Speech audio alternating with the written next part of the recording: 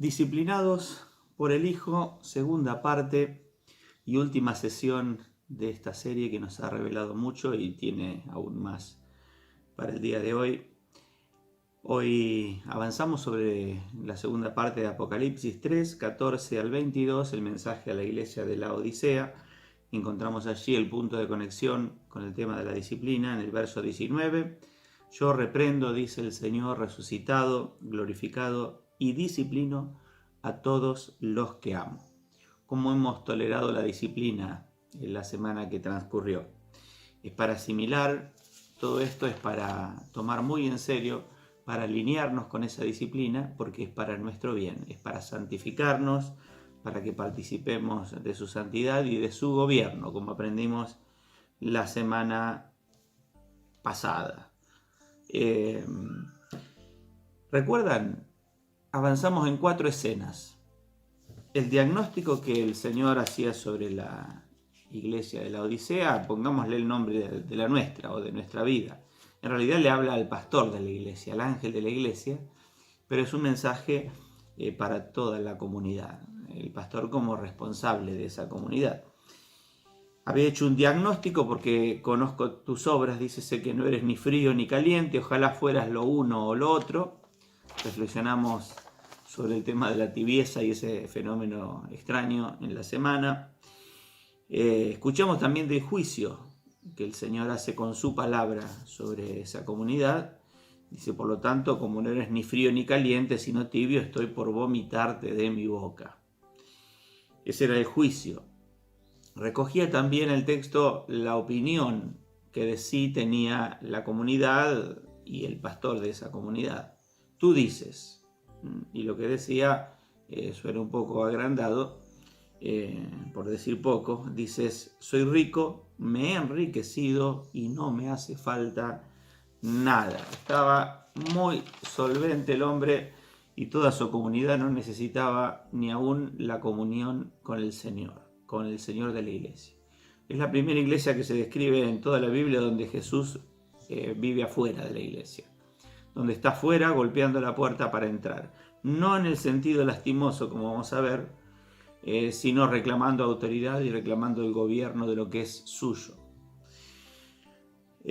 Al tú dices, hay una respuesta, el yo digo, y aquí es esa palabra penetrante del Señor. Un diagnóstico lapidario, descarnado, preciso, lleno de gracia, pero con claridad. Verdad con amor, pero verdad a fondo, verdad que duele. No te das cuenta de que eres infeliz y miserable. El pobre, ciego y desnudo eres tú. Me imagino esta iglesia tal vez señalando a otras comunidades como pobres, pequeñas, sin visión, sin revelación. Ocurre eso, ¿no? El que está en un pedestal o la comunidad que se cree con cierto nivel de solvencia espiritual tiene la tendencia a menospreciar a otras comunidades que no están a su altura. Es muy sutil, esto se dice de muchas maneras, pero se dice, lo sabemos leer. Y el Señor le dice aquí: el pobre, ciego y desnudo eres tú. No señales a otro para posicionarte mejor. Eres tú y tu comunidad a la que pastoreas. Vimos las tres razones de esa miseria e infelicidad: eran la pobreza, la ceguera y la desnudez. Y aquí viene el remedio. En el verso 18, y sí entramos en el tema que nos ocupa hoy, en el verso 18 el Señor le da un remedio, porque no hiere para no sanar. Su palabra hiere, pero también sana, y ahí le propone el remedio. Por eso le dice cariñosamente, pero con firmeza: te aconsejo que de mí compres oro refinado para el fuego, para que seas rico, ropas blancas para que te vistas y cubras tu vergonzosa desnudez, y colirio para que te lo pongas en los ojos y recobres la vista. El Señor le dice: cómprame a mí, deja que yo sea tu proveedor, cómprame a mí estas cosas que estarán verdaderamente rico, que te cubrirán la desnudez y te darán visión. La pregunta que me surge inmediatamente es: ¿cómo podían comprar estos valores, oro, vestidos y colirio, si Jesús los acababa de declarar en bancarrota? ¿Cómo podían adquirir estos elementos que restaurarían la condición de la iglesia original si estaban en bancarrota? Si se creían ricos, pero cuando Jesús fue a ver el saldo de la cuenta corriente estaba en rojo, estaban en descubierto, estaban en bancarrota.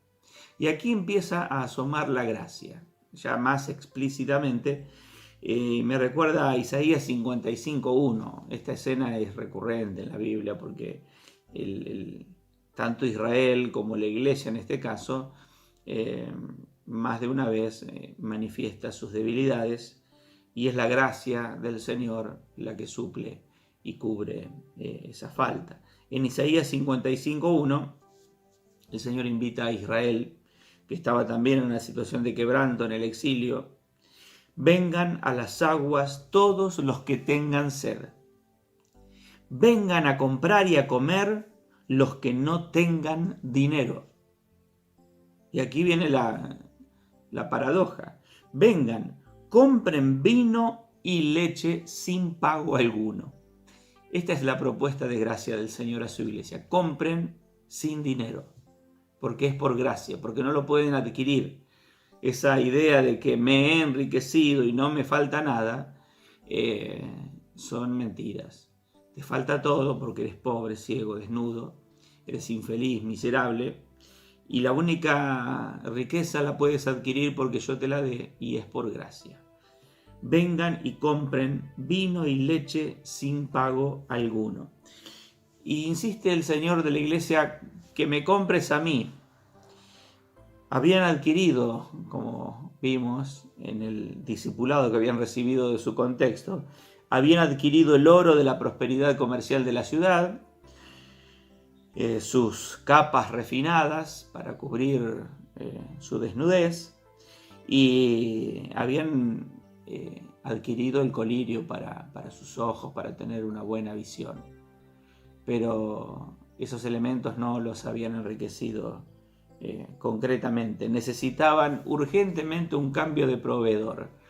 En vez de comprar y de adquirir esos bienes que no cubrían sus verdaderas necesidades en el mundo, en su ciudad, en su cultura, el Señor dice: vengan y cómprenme a mí sin dinero, por gracia absoluta. Estos tres elementos que invita a que compren por gracia sin dinero, es muy interesante porque aquí yo estoy viendo la persona de Cristo, porque en definitiva siempre se trató de Él. Y lo que nosotros necesitamos para saciar nuestra sed es beberlo a Él, y para saciar nuestro hambre es comerlo a Él. Entonces todo empieza y termina en Él. para nosotros, su iglesia. Y como no podía ser de otra manera, la propuesta, el remedio que les ofrece el Señor, se trata de Él. Y cuando habla de oro refinado, es simbólico. Tengamos en cuenta que los destinatarios de esta carta de Apocalipsis era la comunidad de Juan, que era una comunidad judía que estaba bajo persecución, las iglesias de Asia Menor. Entonces tenían muy en claro que en la sabiduría de Israel el oro verdadero es la sabiduría. Proverbios 16:16 dice: más vale adquirir sabiduría que oro. Entonces estamos hablando de sabiduría, que es más valiosa que el oro, y en el Nuevo Pacto hay una confirmación de esta verdad. En 1 Corintios 1:30, Pablo está escribiendo y se nos revela a Cristo como, en contraposición a la sabiduría de los gentiles, de los griegos, nuestro valor, si para ellos el valor estaba en la sabiduría y que los posicionaba ahí en un pedestal, para nosotros la sabiduría, el valor, está en Cristo. Dice que Cristo es nuestra sabiduría, porque es una verdad llevada a la práctica, y eso es sabiduría, es una verdad con efectividad, no es puro razonamiento teórico, no son silogismos, no son argumentos huecos y vanos. Es sabiduría que se ha hecho concreta como salvación, dice aquí, es decir, nuestra justificación, santificación y redención. Esa es nuestra sabiduría.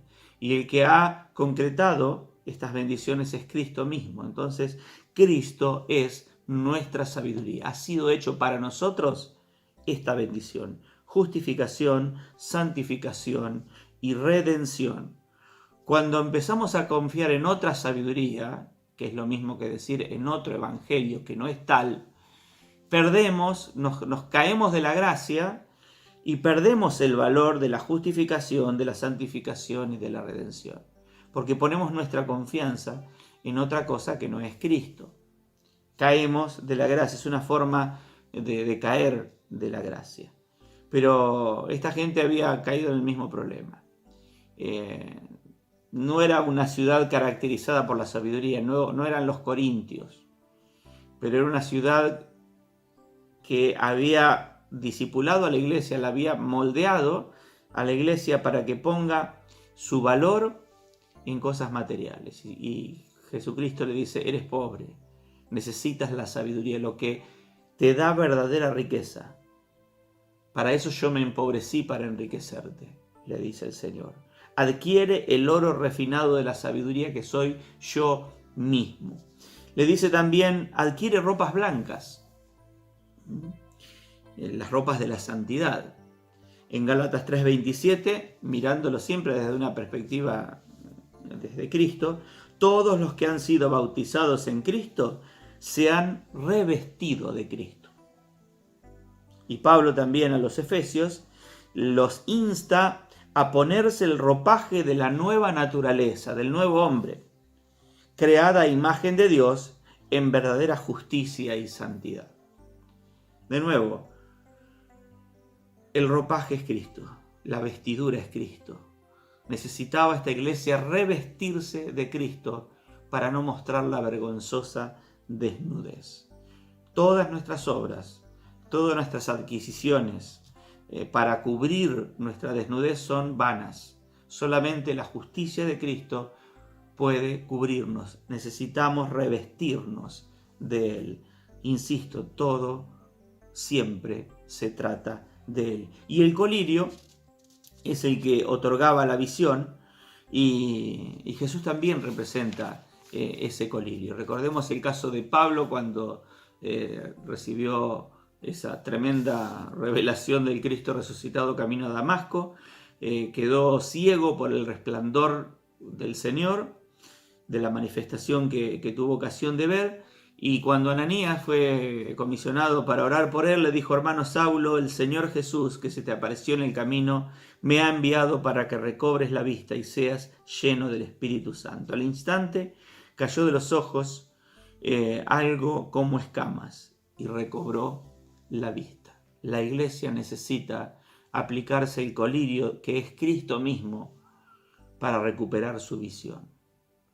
Entonces, Jesucristo es el oro de la sabiduría, el vestido de la santidad y el colirio de la visión. ¿Qué riqueza puede mostrar una iglesia que no tiene ni sabiduría, ni santidad, ni visión? Ninguna. Ha perdido completamente el rumbo. Jesucristo le ofrece el medicamento que es Él mismo. Necesitamos comprarlo a Él gratuitamente, por gracia, porque Él nos otorga estos beneficios. En el verso 19 tenemos un mandato, que era el que conectábamos con los textos de Proverbios y Hebreos 12. Yo reprendo y disciplino a todos los que amo. Por tanto, sé fervoroso y arrepiéntete. Ahora es el Hijo glorificado, con esa voz de estruendo que escuchó Juan, el que está reclamando el arrepentimiento inmediato de la iglesia. El fervor nos lleva a arrepentirnos inmediatamente. No empecemos con eso de que el arrepentimiento es un proceso largo, de acuerdo al temperamento de cada uno. No. Acá no hay margen para un delay. Ahí es un llamado al arrepentimiento inmediato. Imaginen a David ante Natán cuando le desnuda su vida y queda al descubierto su pecado. Inmediatamente el fervor del corazón de David lo llevó a arrepentirse y a llorar amargamente por su pecado.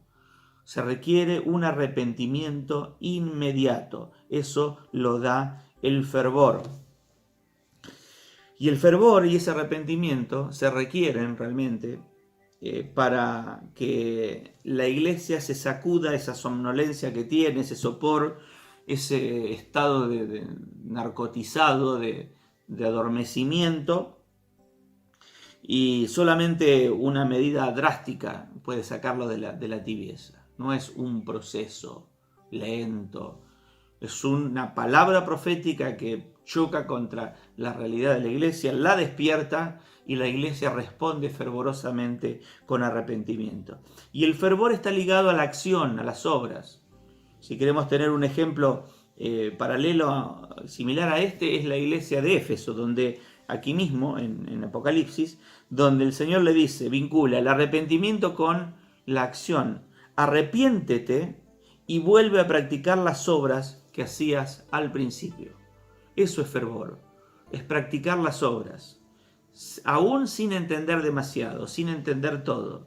Solamente basta entender de que uno está en pecado, de que la iglesia ha perdido el rumbo, para que inmediatamente se ponga a trabajar con diligencia, sin esperar un minuto, a clamar, a ayunar, a orar y a buscar dirección y a manifestar un arrepentimiento genuino. Sobre esa base la iglesia puede ser sanada. Fervor y arrepentimiento, entonces, van siempre juntos y recordemos el ejemplo que nos deja David. En el verso 20 tenemos una invitación. ¿Cuánto se ha hablado de esto? ¿Cómo se ha usado para mensajes evangelísticos cuando nada tiene que ver con evangelismo? Acá el Señor le está hablando a la iglesia y la invita de esta manera. Mira que estoy a la puerta y llamo. Si alguno oye mi voz y abre la puerta, entraré y cenaré con él y él conmigo. Intimidad. No habla del almuerzo a las corridas del mediodía. Habla de una cena tranquila después de la labor del día. Una cena que invita a la intimidad, a la conversación, al corazón abierto. La revelación de Cristo siempre se da mejor en torno a una mesa servida, donde se comparte el pan, donde los corazones están reposados, donde no andamos corriendo, donde buscamos no solo el comer, sino el conversar, el sincerarnos, el manifestar y entrar en una dinámica de diálogo genuino. El lugar de su presencia siempre es el ámbito de su gracia que nos otorga todas las bendiciones enumeradas arriba. Ahí es donde comemos a Cristo, donde partimos el pan y lo comemos a Él. donde nos apropiamos de Él, donde nos identificamos con su persona, en la intimidad, en la mesa servida, en la quietud del diálogo. Hay un poema, si quieren lo buscan, de Lope de Vega, me lo enseñaron en el secundario, le llamábamos lengua y literatura. Y es muy lindo, pero da lugar a confusión. El poema más o menos dice, ¿qué tengo yo que mi amistad procuras? ¿Qué interés se te sigue, Jesús mío, que a mi puerta cubierto de rocío pasas las noches de invierno oscuras? Y sigue el poema. Siempre lo vinculé con este pasaje, las imágenes están tomadas de ahí, que el Señor golpea la puerta en las noches de invierno, pero en realidad Lope de Vega está hablando de un llamado que él tardó mucho, demasiado en responder, y utiliza estas imágenes, pero no nos sirve para poder visualizar lo que está ocurriendo acá, porque no es el Señor cubierto de rocío, lastimoso, afuera, golpeando, por favor, déjame entrar. No, acá es el Señor de la iglesia, que está gobernando, como termina diciendo el párrafo, que está en gobierno, en autoridad, que viene a juzgar a la iglesia con la espada de su boca, que viene con su magnificencia y su gloria. Y Él no necesita de la comunión nuestra, nosotros lo necesitamos a Él. Obviamente que Él en un sentido sí nos necesita porque nos ama, pero no es el Jesús lastimoso el que está golpeando. Por favor, regálame un ratito de tiempo a la mañana en el devocional, apartame algún día de ayuno, por favor, apartame algún ratito para meditar en la palabra, teneme en cuenta, ¿viste? Poneme en la agenda, anotame. No. Esa imagen es muy equivocada. Es el Señor que viene a extendernos una oportunidad de gracia, una invitación a la intimidad y allí el arrepentimiento. Y allí el comerlo a Él, el disfrutarlo a Él. La promesa del verso 21, al que salga vencedor, le daré derecho de sentarse conmigo en mi trono, como también yo vencí y me senté con mi Padre en su trono. La promesa de gobierno siempre está presente. Acá está hablando del gobierno escatológico, del final de los tiempos, vamos a compartir el trono con Él. Pero también es cierto, y es una verdad muy reconocida en el Nuevo Testamento, de que ya estamos gobernando con Él. Mientras estemos en Él, ya somos reyes y sacerdotes en funciones. Estamos gobernando espiritualmente. Estamos moviéndonos en ámbitos de gobierno. En Efesios 2, 4 al 6 también se nos habla de lo mismo. Juntamente con Él nos resucitó y asimismo nos hizo sentar en los lugares celestiales en Cristo Jesús. Desde esa posición de autoridad nosotros establecemos reino. Y en ese ámbito de reino gobernamos con Él. Por eso oramos al Padre, que sea hecha tu voluntad, que venga tu reino, que tu nombre sea santificado y reconocido, porque en ese gobierno nosotros también gobernamos con Él, en esos ámbitos de autoridad. Se requiere dependencia de Cristo, identificación con Él, ser resucitados con Él, ascendidos con Él y desde allí ejercitar gobierno y autoridad. Solamente el arrepentimiento nos abre la posibilidad de gobierno.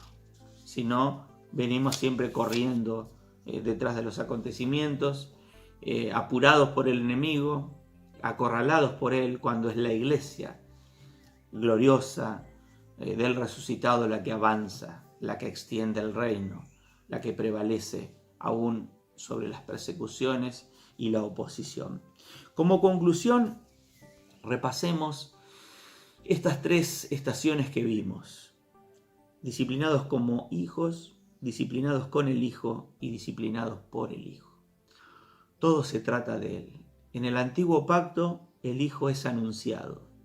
y de alguna manera también son anunciados en Proverbios y específicamente en Isaías, en toda la palabra profética y en los Salmos, los sufrimientos y las disciplinas que él iba a padecer.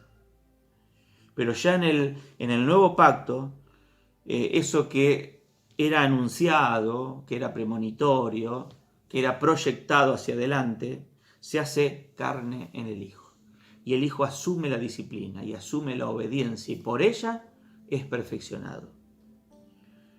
Y en la tercera escena o tercera estación es el Hijo glorificado el que disciplina.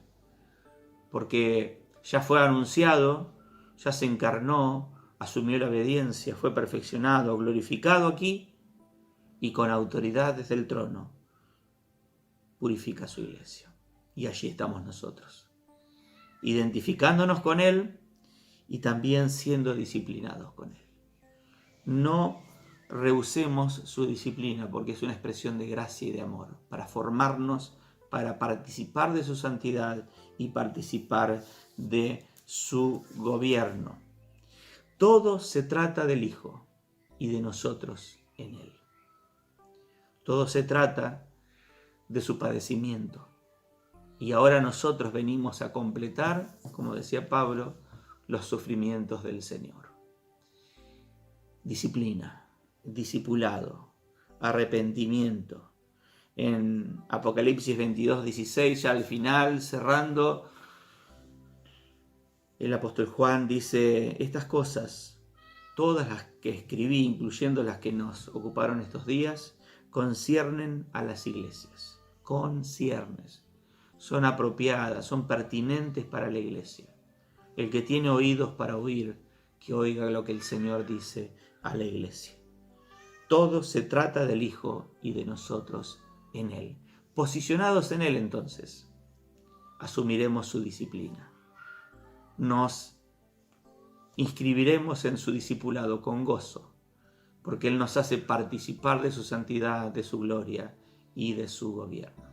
Vamos a hacer una oración, encomendándonos a Él, manifestándole nuestra disposición a ser discipulados. Bendito Dios, gracias por esta palabra que nos ha enriquecido durante estas semanas.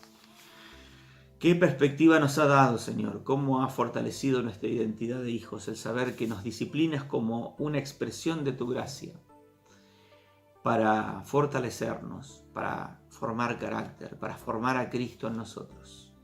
Y nosotros te decimos humildemente, con disposición, con sinceridad, que abrimos la puerta para que el Señor venga a cenar con nosotros y nosotros con Él.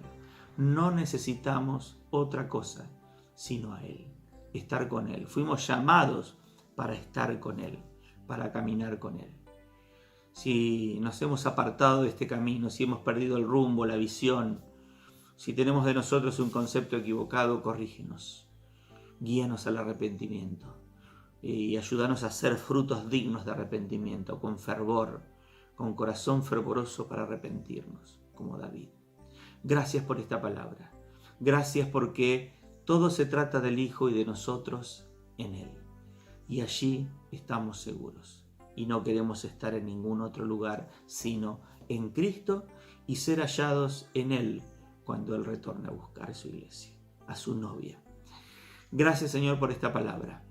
Ayúdanos, Señora, y produce en nosotros el querer como el hacer por tu buena voluntad. Bendigo a la iglesia, bendigo a mi comunidad, bendigo a mis hermanos y hermanas, que tomaremos todos juntos con temor y temblor estas palabras para practicarlas, para atesorarlas en nuestro corazón. Ten misericordia de nosotros y extiende tu mano de gracia sobre nuestra comunidad. En el nombre de Jesús. Amén. Dios los bendiga, hermanos.